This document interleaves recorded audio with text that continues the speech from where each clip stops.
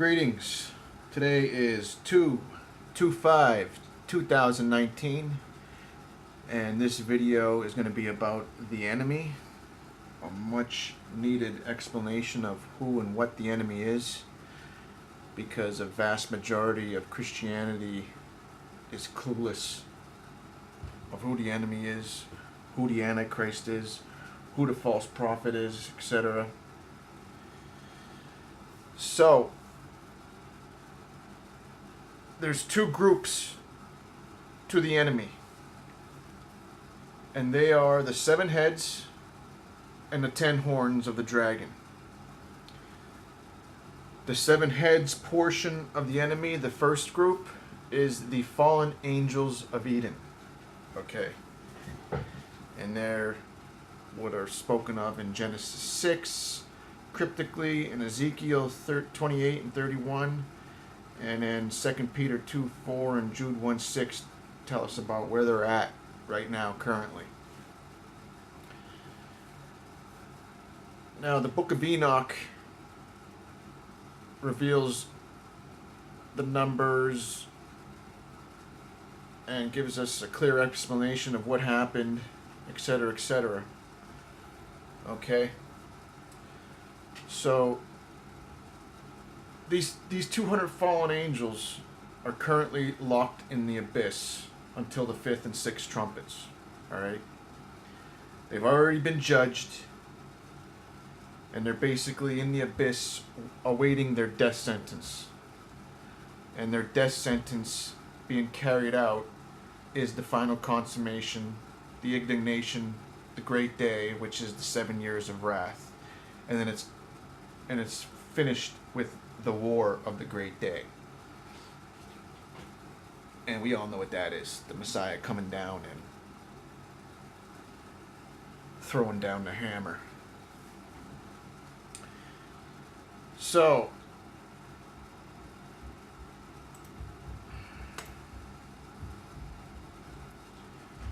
the fallen angels are the 7-head portion of the dragon.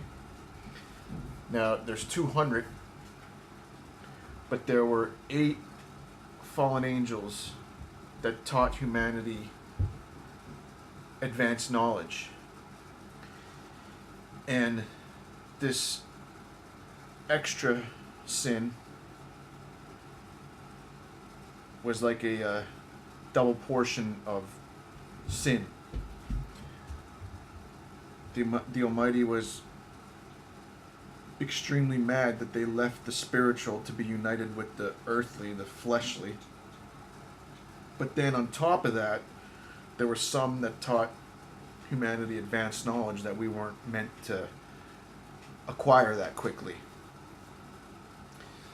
The Almighty actually put these angels as basically as supervisors over Eden. They were supposed to supervise humanity's beginnings and intercede for us. But what ended up happening is they ended up lusting for females, wanting wives, and then they ended up begging for Enoch, which was a human, to intercede for them. Now, I don't know what their intentions were, if their main motivation was lust, or if they were actually jealous of the chosen one of the Almighty and they wanted his throne, and they seen stealing humanity as a way of usurping his throne. I kind of think that they want his throne. That was their main purpose, not just lust. And they're gonna try at the end to complete it. So, in Enoch, in the book of Enoch,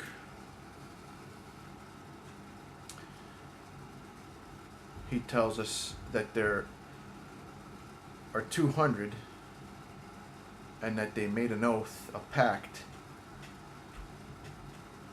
that they would all stick to it, because they just didn't want a couple doing it and then them getting all the trouble, because they knew that they were going to get in trouble, and that's what I don't understand.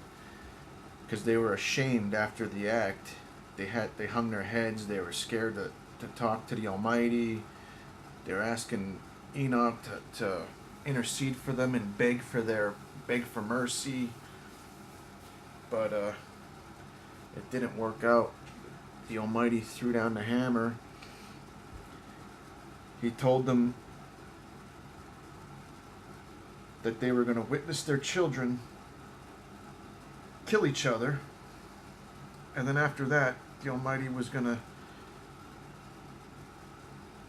lock them in the abyss. And that's exactly what happened.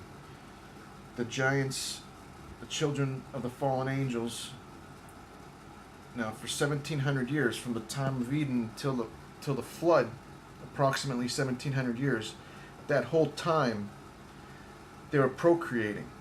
So that's children having children who were having children who were having children for 1700 years.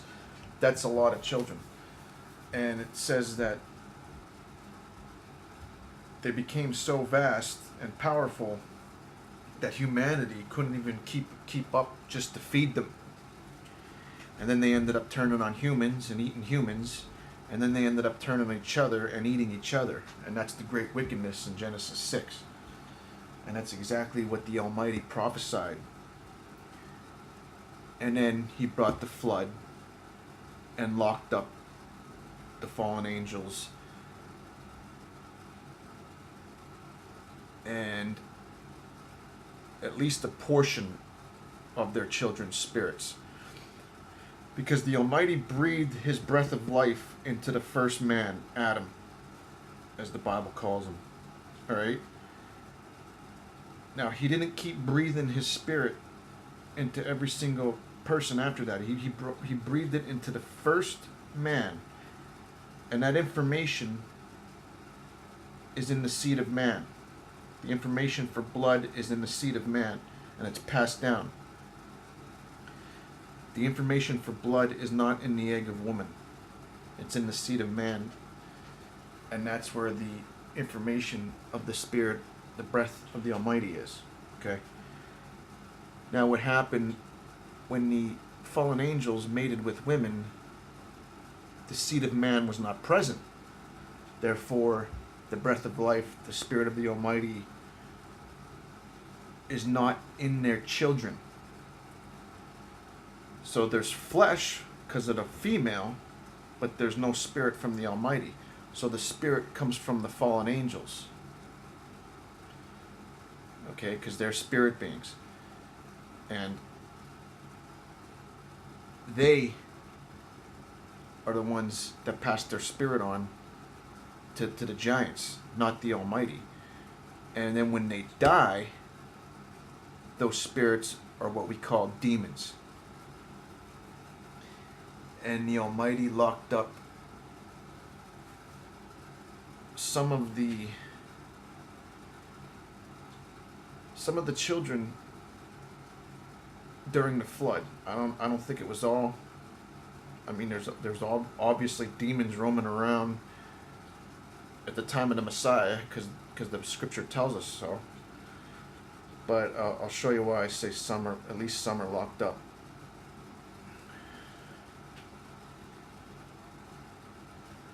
Because there's one main entity that the Almighty puts all the blame for, of all sin, all rebellion, all iniquity, all transgression, upon one entity. And that's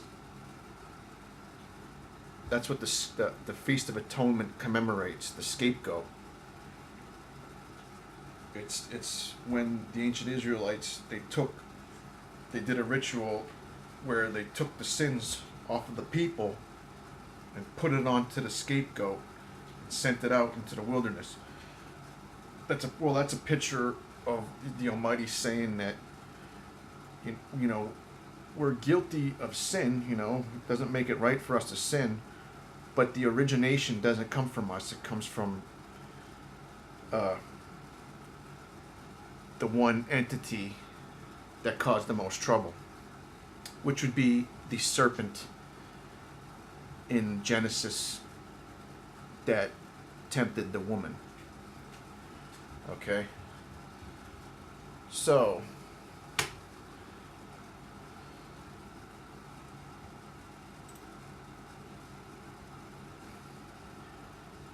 now there, even though there's 200, which Enoch tells us that there's 200 fallen angels that were in Eden, there's 7 heads in the dragon, and these are the 7 that taught advanced knowledge. There was actually 8, but the 8, I'll show you where that comes from later. But the 7 heads are the 7 ones that have taught advanced knowledge, and then the Almighty places all blame from sin on the one, which is called the lawless one, the beast, the antichrist, man of sin, etc. All right. So all these people that are saying, you know, the antichrist is a man, he's this person, that person, all right, they don't have a clue of what's going on. And that there's going to be peace and temple services and blah, blah, blah. Anybody who's teaching that baloney doesn't know what's going on, doesn't understand what the Messiah is telling us. Okay? When these entities get released, there is no peace. All right? They come out of the abyss to destroy and conquer. Period. All right? It's not a peace treaty, it's an alliance. And I'll show you that later. But all right, the Antichrist, the false prophets, they're not human. They're fallen angels that are released from the abyss. Okay? The main one, this here entity right here, is released at the 5th trumpet with the demon spirits of his children. That's what I'm talking about. Some of them are locked up. And this one, with its children, are locked up in a separate compartment of the others. And that's why we see him released at the 5th trumpet. And then the others are released at the 6th trumpet. And Revelation describes it as they're released from the great river Euphrates. But it's just another way of saying the abyss. The great river Euphrates might give us an idea of where they come out of. Because this one says that he is locked up to the east of Jerusalem in the desert area with jagged mountains. But bottom line is that they are currently locked in the abyss. They're not doing anything right now. They're locked up. And they don't come out until the 5th and 6th trumpets. Okay? And like I said, they had 1,700 years to procreate. And that's why the demon armies are so gigantic. Even just his children that come out with him at the 5th trumpet, it's like an army. But then when they, at the 6th trumpet, it's a gigantic army. Okay?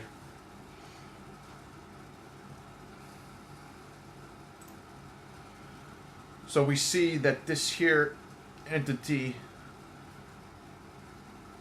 taught humanity this advanced knowledge, and then it says that impiety increased, fornication multiplied, they transgressed and corrupted all their ways. And then it shows these other 6, and then there's the leader.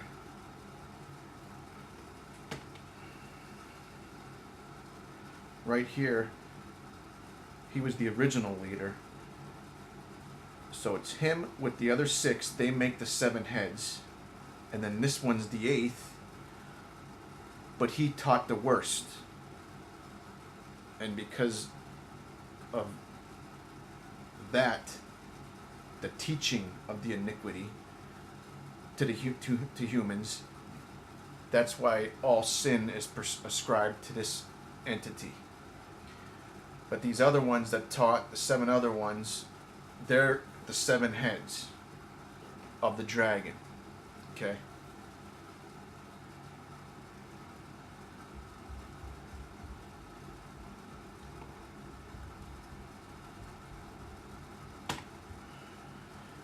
And then the Almighty commands Raphael to bind this entity, and this is where he locks him in the abyss, and it's to the east of Jerusalem, until the great day. Alright? So they're locked up, and the clue is until the great day. Alright? And it's all about restoring the earth, which the angels have corrupted. That's the whole underlying theme of this 7,000 year process. It's about restoring the earth, a new heaven and new earth, because they corrupted it. And the Almighty wants to come tabernacle with us. But he can't do it until it's clean, because he can't tolerate evil in his presence. So you got to clean it up. And that's what the whole process is. Right now, they're awaiting their death sentence. When they're released, the 7 years of wrath is the carrying out of the death sentence. Then they get thrown into the lake of fire. Okay? Which is the death sentence. Okay? Here it shows that all earth has been corrupted by the effects of this entity.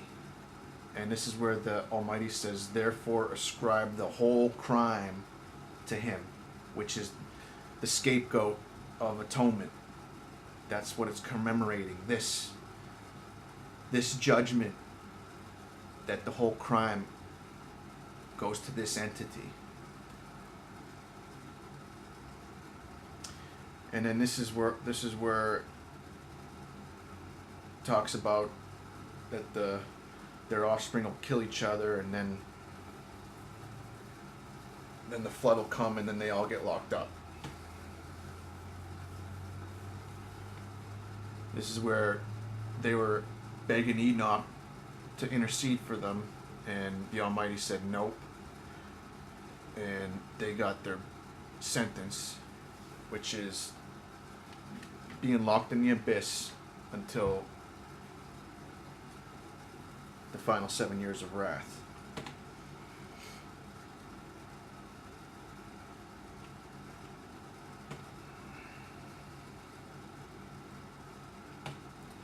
Okay, so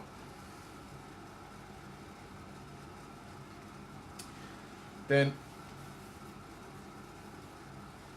2 Thessalonians 2, Daniel 9, and then we see the same thing in the sequence of Revelation 7 and then 9, is that believers are removed prior to this releasing. Okay? 2 Thessalonians 2, it says that the apostasy must happen first. Now, everybody that teaches that apostasy is a falling away from the faith, that's not a correct interpretation. Apostasy means a departure. And what 2 Thessalonians 2 is saying is that the departure of the believers will occur prior to the revealing, the uncovering, the releasing of the beast. And Daniel 9 confirms that with the anointed being cut off, which is saying that they're removed from the earth prior to the covenant of many. Okay? And then we just can understand that by the sequence of Revelation, that we see the seventh seal, the day of redemption, at Revelation 7, and then Revelation 8, the war in heaven, and then the fifth trumpet with the release of the beast at Revelation 9, which the first 5 trumpets occur over a 2-day period during the Feast of Trumpets here on earth in 2026, according to the timeline here.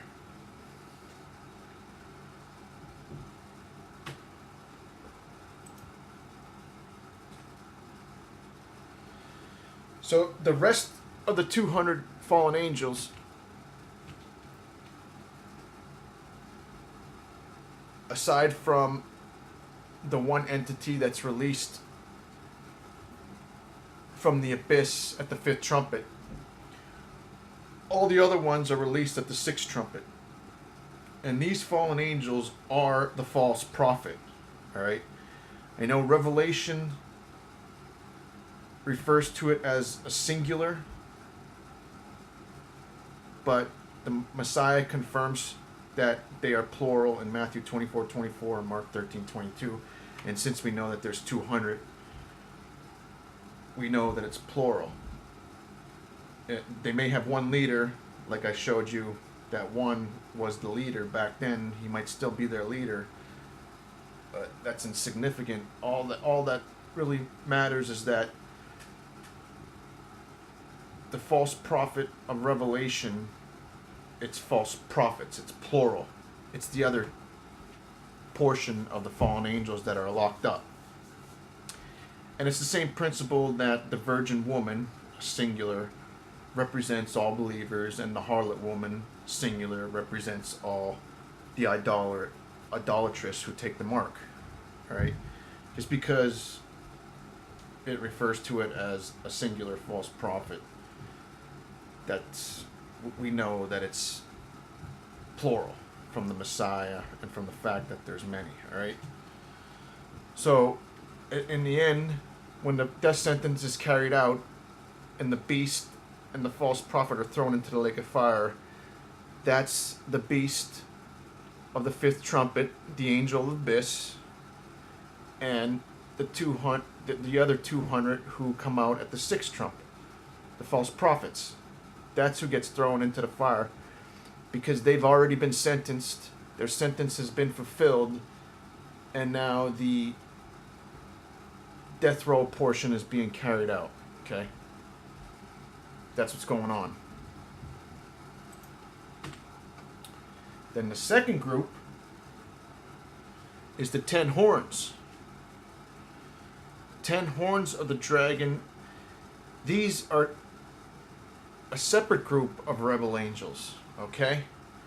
And what happened was, so the Almighty put angels as supervisors over Eden. They rebelled. Then he locked them up in the flood. Then after the flood, Nimrod consolidated consolidated power over the people, and the Almighty had to scatter the nations. And when he separated the nations, he put angels as supervisors over each nation. And a portion of them rebelled after the flood. Okay? And a prime example is the Prince of Persia in Daniel 10:13. Alright? And these rebel angels after the flood are the 10 horns of the dragon. So the 7 heads are the fallen angels. The main evil fallen angels that are locked in the abyss. The 10 horns are the 10 rebel angels that are currently free to roam. They're the Ephesians 6 angels, the powers, the principalities, the rulers of the cosmos. Alright? There's 10 of them, at least, and they are the princes over the nations of the war of Ezekiel in Ezekiel 38-39. Okay? Now, the only places on planet Earth that are habitable after the sixth trumpet is the nations that these 10 horns are princes over. Alright? The rest of the planet is destroyed, no life, and I'll show you that a little later. Now, the leader of this 10 horns, 10 princes, is Gog. Okay? And Gog is who people try to put all of these entities into one, but it's not how it works. Okay? And it seems as though he's the one that rolled over ancient Greece, which is modern day Turkey. Now they are currently free to roam until the Father and Son come back in New Jerusalem at the end of the sixth seal, and then the Almighty conducts the war in heaven, sends out the angels, and they toss these 10 horns to the earth. Okay. So an example is that the serpent in Eden was this entity, and then the devil Satan in the New Testament is this entity. All right.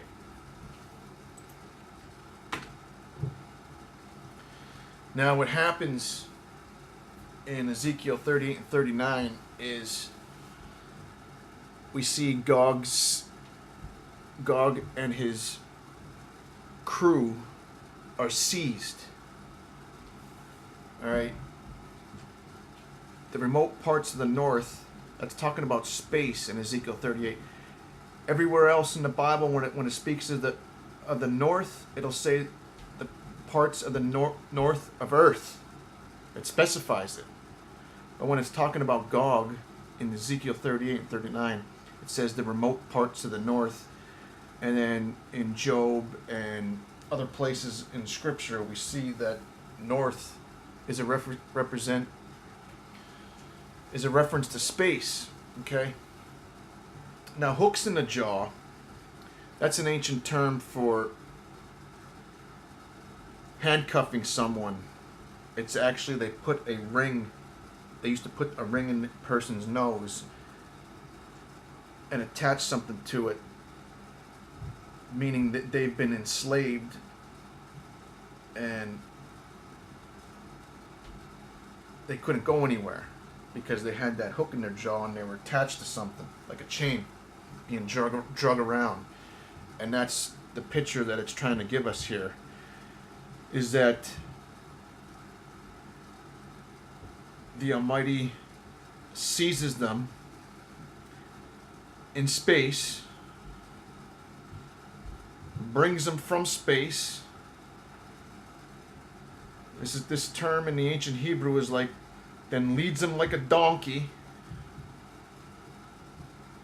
You know, the chain that's attached to that nose ring pulls them like a donkey and then throws them down. And that's where we see them getting thrown down onto the mountains of Israel. But it's talking about the war in heaven right here. This thrown down, this here event is the war in heaven. And it occurs over the 2-day Feast of Trumpets, and it's trumpets 1 to 4 of Revelation. Okay? So that's how the 10 horns get thrown down out of space. Now, when the 10 horns, the 10 rebel angels get thrown down from space, and the king of the abyss is released, because this all happens over a 2-day period, trumpets 1 to 5. For whatever reason, well, I know the reason, it tells us in Revelation 17, but the 10 horns immediately give their allegiance to the king of the abyss. Alright? And this allegiance, this alliance, this is the covenant of Daniel 9:27. Alright? It's the 10 horns, 10 angels giving their authority, their power, their kingdoms to the beast. It is a covenant of the strong angels over the many humans. It has nothing. Please seek this out in the Messiah and don't be fooled by the nonsense that's being taught. It has nothing to do with a peace treaty. Alright? And this is blatantly clear by the fact that they immediately trample Jerusalem and Judea. They conquer it immediately with ease, not peace. The Hebrew word peace in Daniel, when it talks about them conquering, it's not peace, it's ease. They're conquering everything with ease. Alright? And this conquering of Judea and Jerusalem and the trampling underfoot 42 months, it runs parallel with the 1260 for the 144,000. Okay? And their demon children, or at least the king of the abyss, his demon children, when they come out, they possess humanity. Because humanity at this point in time, they're all unbelievers, because all of the believers were removed in Revelation 7 at the seventh seal, the day of redemption. So it's 30 days later, the first 5 trumpets occur, and these locust demons possess humanity because they have no protection. And this is why humans are wanting death, but he evades them, as spoken of in Revelation 9. It's because they're possessed. And they are possessed until the 144,000 start kicking them out, when they come down for their 1260-day ministry. Alright? Then the remaining fallen angels are released at the 6th trumpet 5 months later, and then they go forth and destroy almost everything. Alright? And I'll show you how that happens a little later. So, Daniel 9:27, the covenant of the many.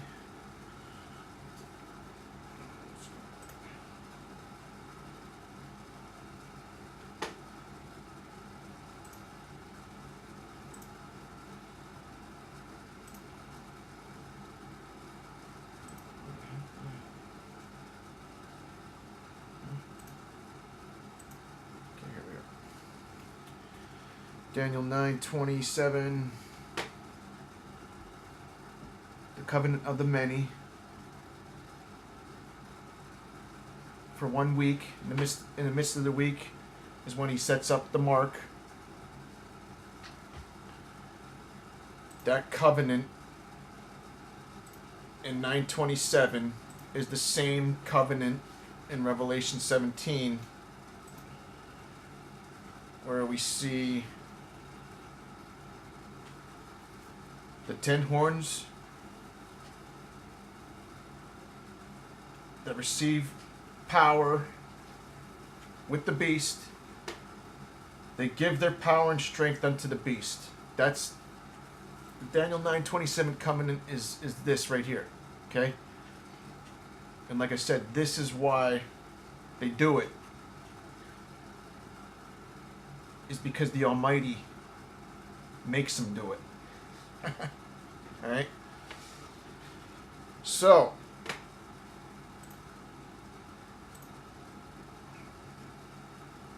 and that's the 7 heads and the 10 horns. Okay? So in Revelation 12:3, we see the 7 heads, 10 horns, and 7 crowns. Okay? The 10 horns don't have crowns yet because the covenant didn't happen yet at this point in time. Alright? But then in Revelation 13, now that the 10 horns are cast down and they make the covenant, they get their crowns. Okay? The crowns are on the horns after the covenant. Now, Revelation 17 tells us the 7 heads or 7 mountains equals 7 fallen angels. Alright? And it says, the one who was and is not and is again. He was in Eden. He was not because he's locked in the abyss. And then he is again because he's released at the 5th trumpet. And he is of the 7, but he's an 8th. That's this entity right here. Alright. Then the 7 crowns are the 7 empires that stem from this wicked seed, which is Nimrod, Babel, in the beginning, and they're Egypt, Assyria, Babylon, Medo-Persia, Greece, Rome. That's the one that is, and then the one that comes at the end for a short space is the final 7 years. The beast of the sea during the 3.5 years of trumpets is the wicked spirits' conquest of humanity, and then the beast of the earth is the conquest completed after the mark, and now it becomes Babylon the Great, and then they get 3.5 years during the bowls to prepare for war with the Messiah. Okay?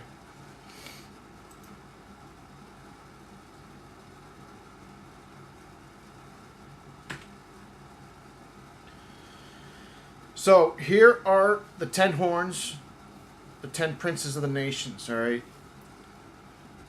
Prince of Magog, that's basically part of modern day Turkey where the 7 churches of Revelation are. Pergamum being the throne. Let's see.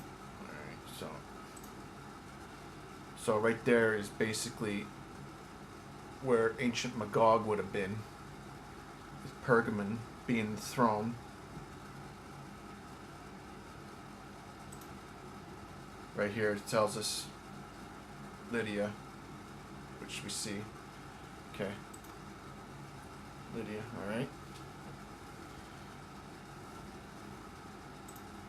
Okay. So this is Gog, Prince of Magog. And this is why he's basically referred to as Greece, because that was the ancient area of,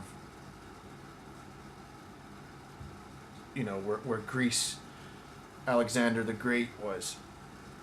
This area, Anatolia. Okay, then he's Prince of Meshech, Prince of Tubal, Prince of Persia, Prince of Gomer, Togarmah, Javan, Cush, Put, Mizraim. Alright, and these are the modern day areas because they're basically allotted a territory, a landmass. And this is where the modern day landmasses are.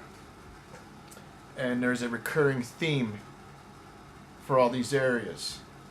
Hint, hint, okay?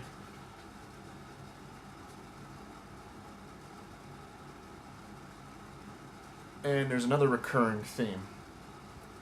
They're the two brothers. Okay?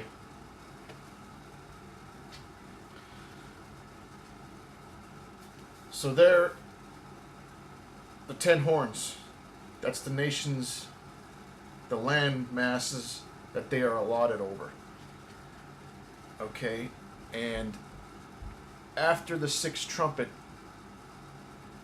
this land area is the only area on planet Earth that is habitable. Everything else is destroyed. All flesh outside of this area is dead. Okay? And here's a little example. My corny little atlas here. So this area is the 10 nations. And this is the only area that's habitable after the 6th trumpet. Okay, the 6th seal destroys all the islands.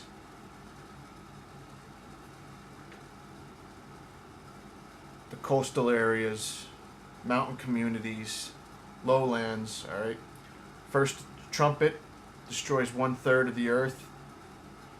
And North, Central, and South America make up 1/3 of the Earth's landmass. So I believe the first trumpet destroys the Americas, and then as the earth rotates, the second trumpet hits the Pacific, which destroys everything in the Pacific, Australia, Japan, the Koreas, Southeast Asia, portions of China and Russia, I'm sure Indonesia, and then I'm sure it goes over into and destroys most of India. Alright, and then the 6th trumpet finishes off everything else except for the nations in this area. Okay.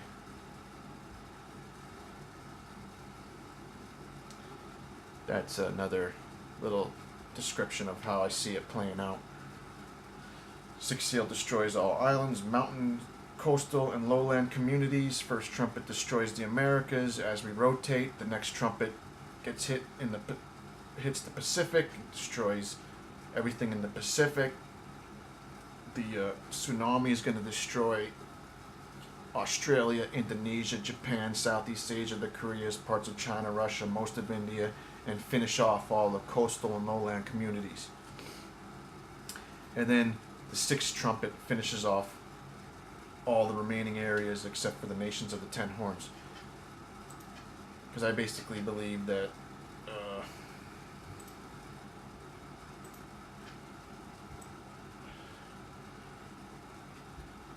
so the second trumpet, the mountain of hits the Pacific Ocean. It just consumes all of this, destroys it. All right. Look at the devastation that a little tsunami does. Now imagine a mountain coming from space and hitting the ocean. They predict that a meteor, an asteroid, only 7 miles wide, is what destroyed the dinosaurs. So, take into perspective, a mountain hitting the Pacific, that's major, okay? So I believe it destroys all of this. So basically, the only thing left for the sixth trumpet is, I would say, is this part of Asia and possibly some of Europe here, and maybe Russia and Europe and Asia unite to go against the beast, but they just destroy them. Okay. Or maybe they just possess them and make them destroy each other. I don't know how it plays out exactly, but long story short, after the sixth trumpet, the only thing that's habitable is this area right here. So Magog would be right here.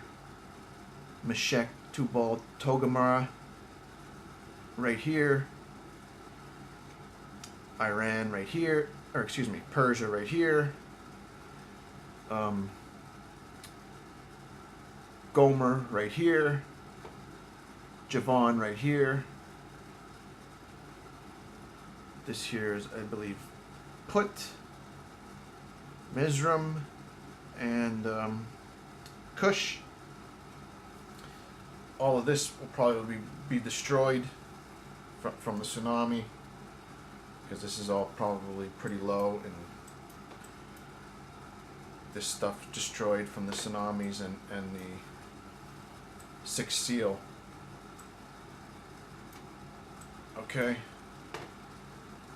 So this little area right here is the only thing the beast, or the only people that are forced the mark, because everything else is dead, destroyed completely.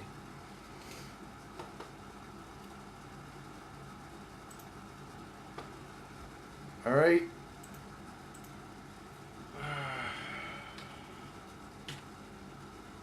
I think I got most of it. I missed a few things about the 144,000 that I'll cover in the next video concerning the trumpets. So, right here, the seventh seal, removal of the believers. 30 days later, trumpets 1 to 5, 9/11 to 9/12/2026. Right here's the alliance. This is where they start conquering everything. 5 months later, the rest of the fallen angels are released. This is when the 2300 days begins of the pollution. Okay. And this right here, the release of the beast and the throwing down of the rebel angels, is what starts the 7 years of wrath. And then at the end, when the Messiah comes down, only the beast and the false prophets, which is the entities that I showed you, the beast is the entity that comes out at the fifth seal, or excuse me, the fifth trumpet, and then the rest of them come out at the sixth trumpet. Only they are seized and thrown into the lake of fire because they already had their sentence. All right, they're right now already in jail. The 10 horns are then seized and thrown into the abyss because they didn't rebel until after the flood. So they get to do their prison time for the 1,000 years, and then they're released, and then they deceive the wicked spirits again, because the nations after Armageddon, the nations are the spirits of the dead. They're not humans. They're not flesh. Okay, they're spirits, and that's what's coming up during the feasts, and where it says that the synagogue of Satan will worship at your feet. They're being forced to come up to worship at the Messiah's feet during the 1,000 years. All right. Then at the end, the 10 horns trick them. Now, there's one thing I forgot to go over that I don't quite have a full grasp on yet, and that's about how the beast, when he comes up among the 10 horns, that he pulls 3 up from the roots. Now, does that might mean that they repent, and they're the 3 angels in